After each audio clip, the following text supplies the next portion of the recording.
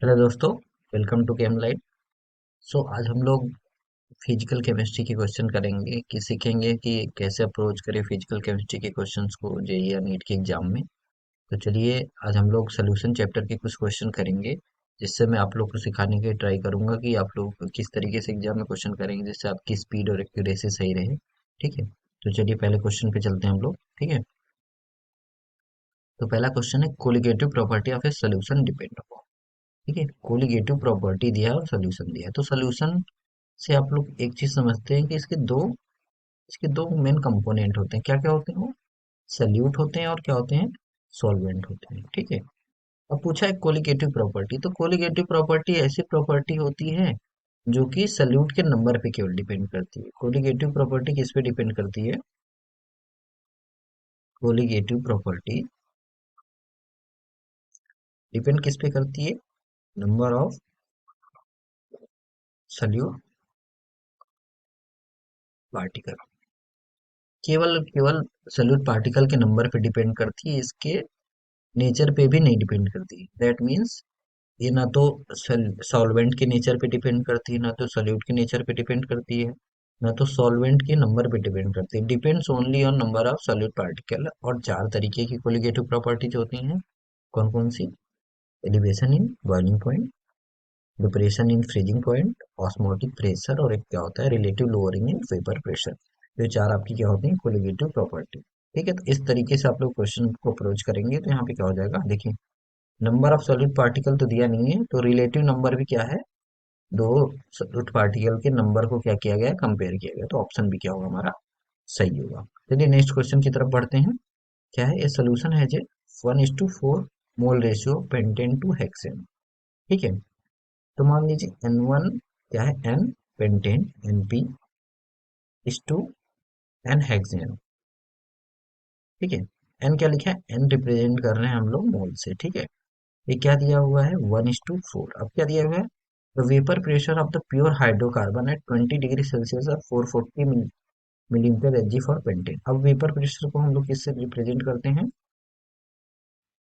P not से। ठीक है, तो प्योर को पी नॉट से रिप्रेजेंट करेंगे, तो पी नॉट ऑफ पेंटेन, ये क्या दिया गया है आपका? 440 एच जी। एंड हेक्सेन का कितना दिया है? P naught of hexane that is equals to 120 H G. ठीक है, और क्या दिया गया है? The mole fraction of pentane in vapour phase. ठीक है, वेपर फेज में मोल फ्रैक्शन ऑफ पेंटेन पूछा हुआ है। ठीक है, तो सबसे पहले हम लोग क्या देखते हैं? टोटल प्रेशर पीटी किसके बराबर होता है? PT that is equals to P naught of pentane, that is P naught of component, pure vapour pressure of component into its mole fraction plus another component pure vapour pressure into their mole fraction. तो यहाँ पे हम लोग क्या करेंगे? P naught P into mole fraction of pentane, पी को pentane से रिप्रेजेंट कर रहे हैं, plus P naught of hexane into mole fraction of hexane. ठीक है, अब देखिए 1:4 दिया गया है, तो इसमें पेंटेन का मोल मान लेते हैं हम लोग 1 है और हेक्सेन का मान लेते हैं 4 है। ठीक है, तो मोल फ्रैक्शन ऑफ पेंटेन क्या आएगा? Mole fraction of pentane that is XP, that is written as 1 upon total mole कितना हो जाएगा? 1+4 दैट इज 1/5। सिमिलरली एक्सएच क्या आ जाएगा? That is 4/1+4 that is 4/5। तो ये आ गया हमारा मोल फ्रैक्शन। अब हम लोग इसको, इस वैल्यू को इक्वेशन में रखते हैं तो क्या आ जाएगा? पी नॉट पी की वैल्यू क्या है? 440 into 1/5 plus P not H कितना है? 120 इंटू 4/5। तो इसको सॉल्व करेंगे तो इसका आंसर क्या आएगा? ये 88। और यहाँ पे क्या जाएगा? 5 क्या जाएगा यहाँ पे? 24 इंटू 4 क्या जाएगा? 88 plus 96 that is equals to total 184 mmHg। अब देखिए सोल्यूशन का टोटल प्रेशर आ गया 184 mmHg। वो हमें निकालना है क्या? मोल fraction of pentane in vapour phase. तो वेपर फेज को रिप्रेजेंट करते हैं हम लोग वाईपी से। ठीक है, तो क्या हो जाएगा यहाँ पे? P naught pentane into mole fraction of pentane that is equals to total pressure into vapour pressure of sorry, mole fraction of pentane in vapour phase that is YP. तो हम लोग को वाईपी निकालना है, तो वाईपी क्या हो जाएगा, YP that is equals to P naught P X P divided by P T. P naught P X P हम लोग यहाँ पे निकाल चुके हैं पहले से, 88। ठीक है, तो प्योर वैल्यू हम लोग इसको रख देते हैं 88 डिवाइडेड बाई पी टी हम लोग निकाल चुके हैं 184। तो वैल्यू किसके करस्पॉन्ड आएंगी, 0.478। ठीक है, तो हमारा आंसर क्या आ गया, ऑप्शन डी 0.478। देखिए, मैं आपको पूरी तरीके से समझा रहा था इसको, इसलिए मुझे इतना टाइम लगा, नहीं तो केवल कैलकुलेशन है आपका। क्या होना चाहिए, कॉन्सेप्ट क्लियर होना चाहिए, तो आप इस क्वेश्चन को बहुत ही जल्दी सॉल्व कर सकते हैं। चलिए नेक्स्ट क्वेश्चन की तरफ पढ़ते हैं। ठीक है, सीखते हैं हम लोग। जब the following solution in water possesses the highest value of elevation in boiling point. अब देखिए, एलिवेशन इन बॉइलिंग पॉइंट को रिप्रेजेंट करते हैं हम लोग डेल्टा टीबी से। ठीक है, डेल्टा टीबी क्या हो गया, एलिवेशन इन बॉइलिंग पॉइंट। इसकी वैल्यू क्या होती है, आई इंटू के B into M.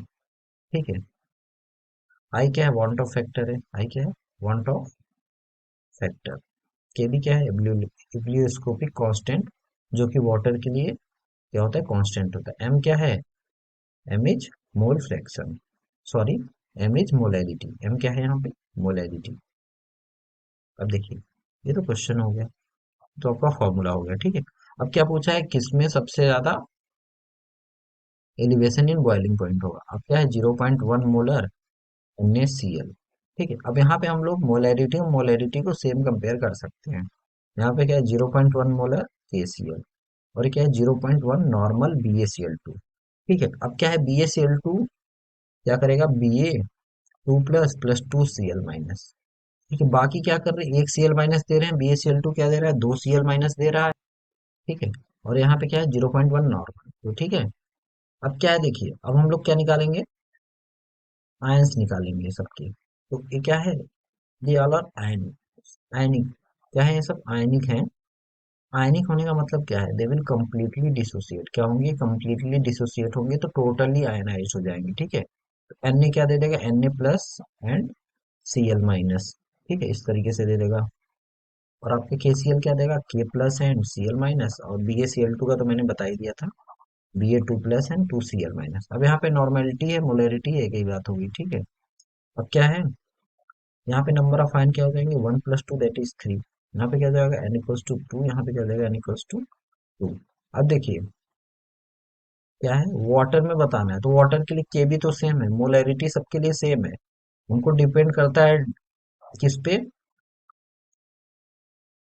Elevation in boiling point केवल आई पे डिपेंड कर रहा है। यहाँ पे देखिए ना, delta TB is directly proportional to i. तो जिसका आई ज्यादा होगा उसका क्या होगा, एलिवेशन इन बॉइलिंग पॉइंट भी ज्यादा होगा। तो आई किसका ज्यादा, आई किसका ज्यादा है, i that is equals to 3 for BaCl2। क्योंकि अगर for completely dissociated, that is अगर 100% आयनिक है, यहाँ पे दिया नहीं गया है, तो हम लोग यही मानेंगे क्योंकि ये स्ट्रॉन्ग इलेक्ट्रोलाइट होते हैं।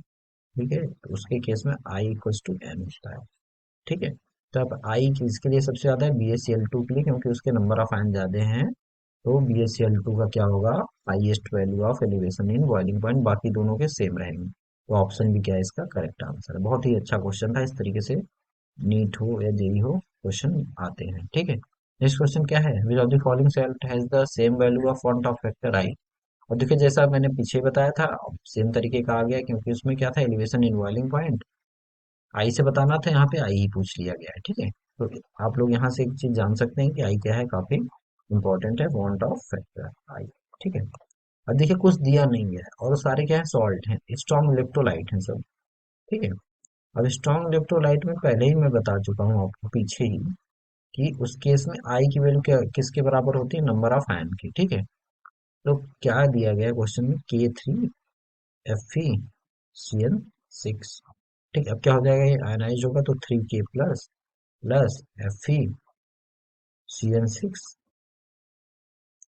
यहाँ पे क्या आ जाएगा, 3 नेगेटिव। ठीक है, तो नंबर ऑफ आयन इस केस में क्या आ जाएंगे, 3 + 1 that is 4। N = 4, that means I क्या होगी यहाँ पे, 4। तो हमको पता करना है किसमें आई 4 होगा। ठीक है, अब क्या है, Al2SO4 थ्राइस, क्या होगा, ये आयनाइज्ड होगा, 2Al 3 plus plus 3SO4 2 minus.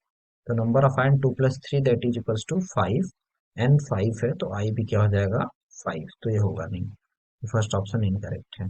NaCl है सेकेंड। NaCl के केस में क्या हो रहा है, Na plus Cl minus, that means N की वैल्यू क्या है यहाँ पे, एन की वैल्यू 2 है तो आई की वैल्यू भी 2 होगी, तो सेकेंड ऑप्शन भी क्या हो जाएगा इनकरेक्ट हो जाएगा। नेक्स्ट क्वेश्चन क्या है, Na2SO4।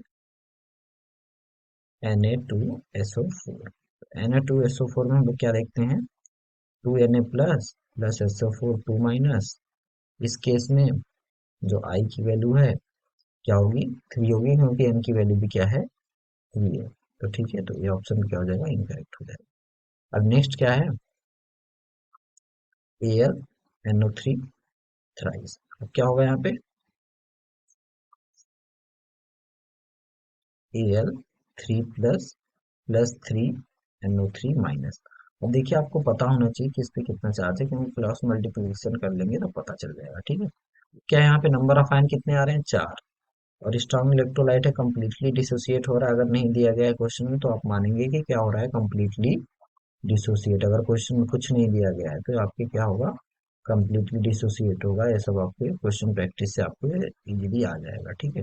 यहाँ पे आई की वैल्यू 4 होगी, दैट मीन्स ये मैच कर रहा है किसके साथ, K3 एफिशिएंसी के साथ, तो दोनों का वन ऑफ फैक्टर सेम होगा, दैट मीन्स ऑप्शन डी क्या हमारा सही है, ठीक है। नेक्स्ट क्वेश्चन क्या है, elevation in boiling point of a solution of 13.44 ग्राम। यहाँ पे वेट हम लोग ले लेते हैं कितना है, 13.44 ग्राम। CuCl2 in 1 kg of water, ठीक है। सॉल्वेंट का मास कितना दिया है, वेट ऑफ सॉल्वेंट, ये क्या है, weight of solute, weight of solvent that is equal to 1 kg। Molecular weight of CuCl2 कितना दिया गया है, ये 134.4। केबी वाटर का कितना दिया गया है, 0.52 molar. Elevation in boiling point पूछा हुआ है, तो एलिवेशन इन बॉइलिंग पॉइंट का फॉर्मूला क्या होता है, डेल्टा टीबी। इसको क्या बोलते हैं, elevation in boiling point that is BP, that is equals to I into KB into M, ठीक है। अब देखिए सबसे पहले आई निकालते हैं, क्या दिया गया CuCl2। अब कुछ नहीं दिया गया है तो हम लोग मानेंगे कि 100% क्या हो रहा है, आयनाइज्ड हो रहा है। 100% आयनाइज हो रहा है तो आई की वैल्यू क्या होगी, एन के बराबर होगी। तो Cu2 plus plus 2Cl minus, इस केस में आई की वैल्यू, एन की वैल्यू क्या हो जाएगी 3 हो जाएगी, ठीक है। तो हमारी क्या आ गई, 3 तो आ गया, के भी क्या है 0.52 दिया गया है। मोलैलिटी हमको निकालना है, तो मोलैलिटी क्या होता है,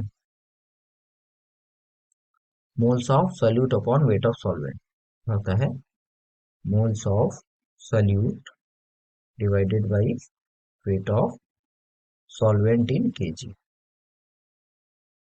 of solvent in KG. Moles of solute के लिए सल्यूट का वेट कितना दिया गया 13.44 डिवाइडेड बाई इसके मॉलिक्यूलर मास से 134.4 divided by wait of solvent 1, तो मोलैलिटी कितनी आ गई यहाँ से 0.1, तो इसको 0.1 हम लोग रख देंगे यहाँ पे, तो 3 इंटू 0.52 इंटू 0.1, तो वैल्यू कितनी आ जाएगी ये 0.156, तो अप्रॉक्स क्या आ जाएगा ये 0.16, ठीक है। तो वैल्यू कितनी आ गई 0.16 degree Celsius. Elevation in boiling point कितना आ रहा है, यहाँ पे क्या दिया गया, केल्विन में दिया गया, तो यहाँ पे डिग्री सेल्सियस नहीं आएगा, क्या आएगा, ये केल्विन ही आएगा, ठीक है।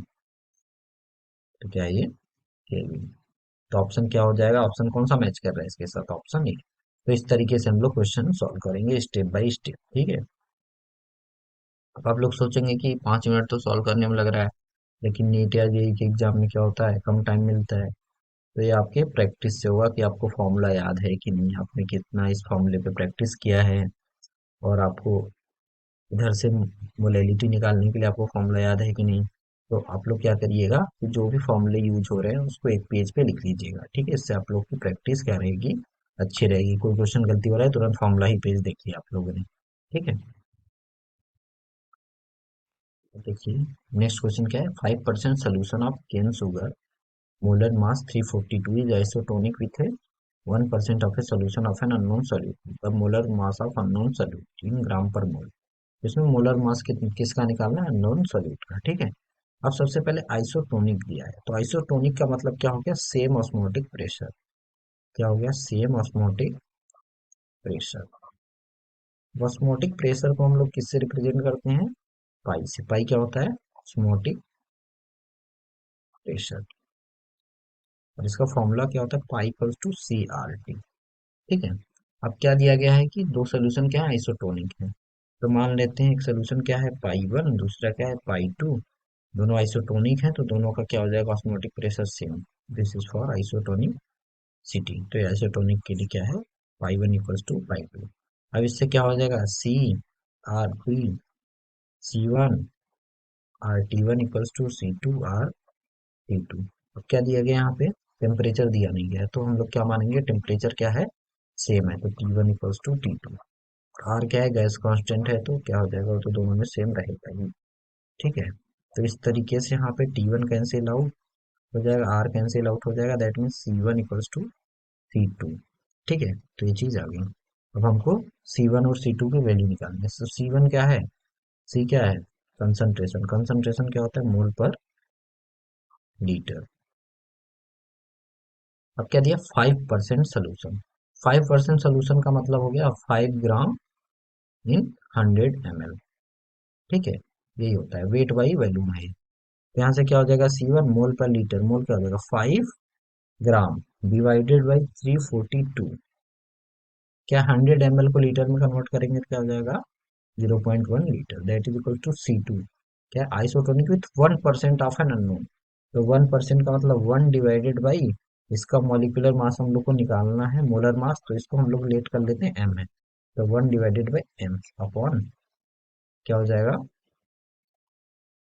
1% दिया है। ठीक है, ए भी 5% दिया था, 1% दिया है, तो इसको भी हम लोग क्या मान लेंगे यहाँ पे, 0.1।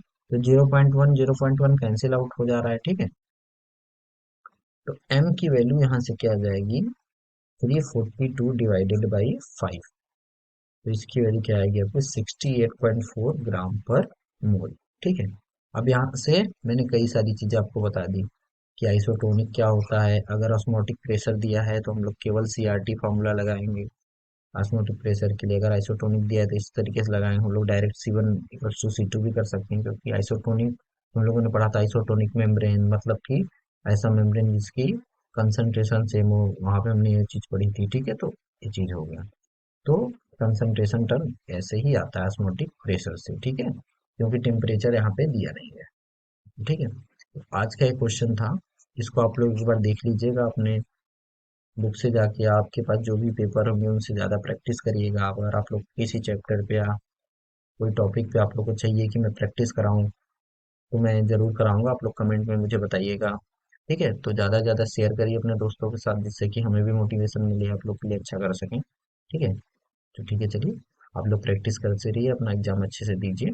Thank you.